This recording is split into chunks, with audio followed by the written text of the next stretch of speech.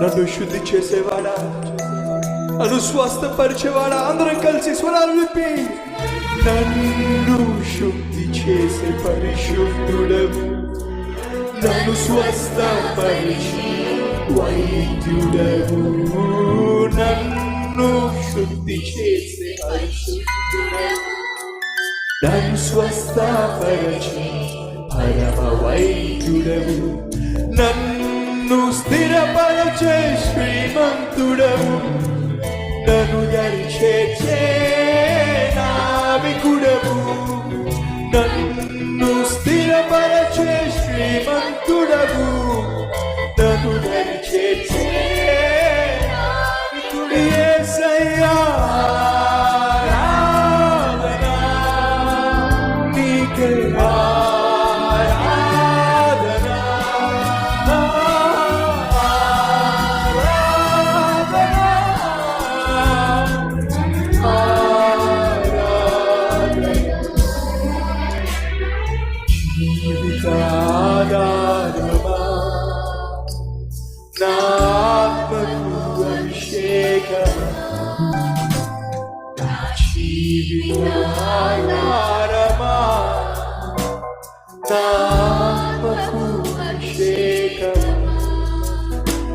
నిన్ను కీర్తిస్తూనే కొనియాడుతూనే, నిన్ను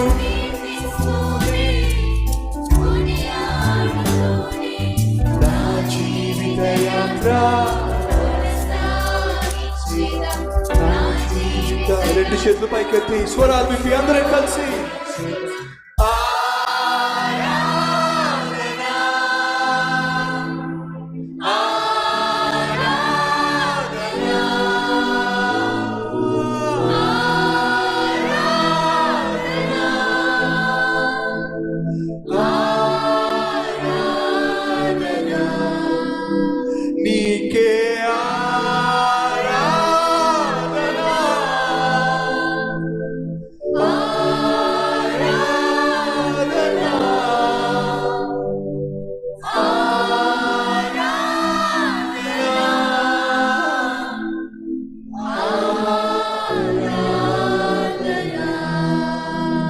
నీకే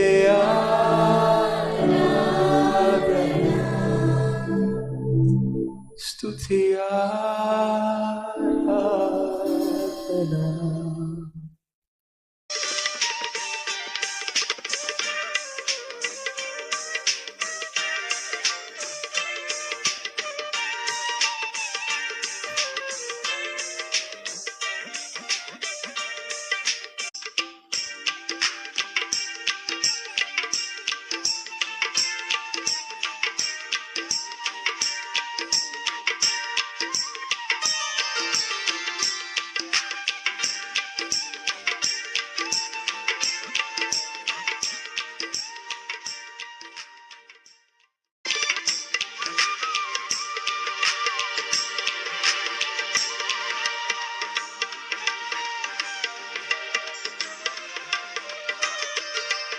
వేల మంది ఎందుకు చచ్చిపోయారు?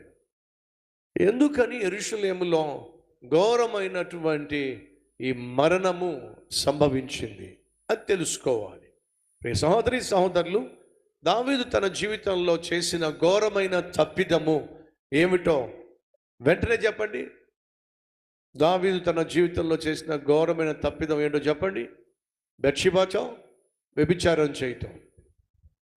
ఆ వ్యభిచారాన్ని కప్పెట్టుకునే ప్రక్రియలో బెత్షెబా భర్త అయిన ఊరియాను చంపించేసేయటం. ఇది దావీదు చేసినటువంటి పాపం. దావీదు 20 సంవత్సరాల వయసులో పరిశుద్ధంగా ఉన్నాడో, 30 సంవత్సరాల వయసులో పరిశుద్ధంగా ఉన్నాడో, 40 సంవత్సరాల వయసులో పరిశుద్ధంగా ఉన్నాడో, 50 సంవత్సరాల వరకు పరిశుద్ధంగా ఉన్నాడు. ఈ సహోదరి సహోదరులు, నీ యవ్వన ప్రాయాన్ని నువ్వు కాపాడుకోవచ్చు. 30స్లో నువ్వు నీ ఆత్మీయతను కాపాడుకోవచ్చు, 40స్లో కాపాడుకోవచ్చు. కానీ దయచేసి వినో, సైతాను మాత్రం యవ్వన ప్రాయంలో నువ్వు పరిశుద్ధంగా ఉన్నావు కదా, లేట్ 20స్లో నువ్వు పరిశుద్ధంగా ఉన్నావు కదా, లేట్ 30స్లో కూడా 30 సంవత్సరాల వయసులో పరిశుద్ధంగా ఉన్నావు కదా, పెళ్ళైపోయింది, పిల్లలను కన్నా వాళ్ళు చదివించుకుంటున్నా, 40 సంవత్సరాల వయసు వచ్చేసింది, అయినా నువ్వు పరిశుద్ధంగా జీవిస్తున్నావు కదా, ఇక నువ్వు నాకు లొంగవు అని చెప్పి సైతాను నిన్ను విడిచిపెట్టి వెళ్ళిపోయే ప్రసక్తి లేదు. సైతానుకున్న ఒకే ఒక ఆశ ఏమిటంటే, ఈరోజు నువ్వు పాపంలో పడకపోతే రేపు పడతావు, ఒకవేళ రేపు పడకపోతే ఎల్లుండి పడతావు, ఎల్లుండి కాకపోతే వచ్చే వారం పడతావు, వచ్చే వారం కాకపోతే వచ్చే నెలలో పాపంలో పడతావు, వచ్చే నెలలో పాపంలో పడకపోతే వచ్చే సంవత్సరంలో పడతావు, వచ్చే సంవత్సరంలో కాకపోతే వచ్చే 10 సంవత్సరాల తర్వాత పడతావు, 10 సంవత్సరాల తర్వాత కాకపోతే 20 సంవత్సరాల తర్వాత పడతావు. నువ్వు పడేంత వరకు నేను నీకు కూడా పడతానే ఉంటా. ఇది సైతాన్ యొక్క ఖచ్చితమైన కఠినమైన నిర్ణయం. మనం జాగ్రత్తగా పరిశీలన చేస్తే దావీదు యవ్వన ప్రాయంలో కానీ మధ్య వయసులో కానీ పాపం చేయలేదు. 50 సంవత్సరాల వయసు వచ్చినప్పుడు అప్పుడు వ్యభిచారంలో పడ్డాడు.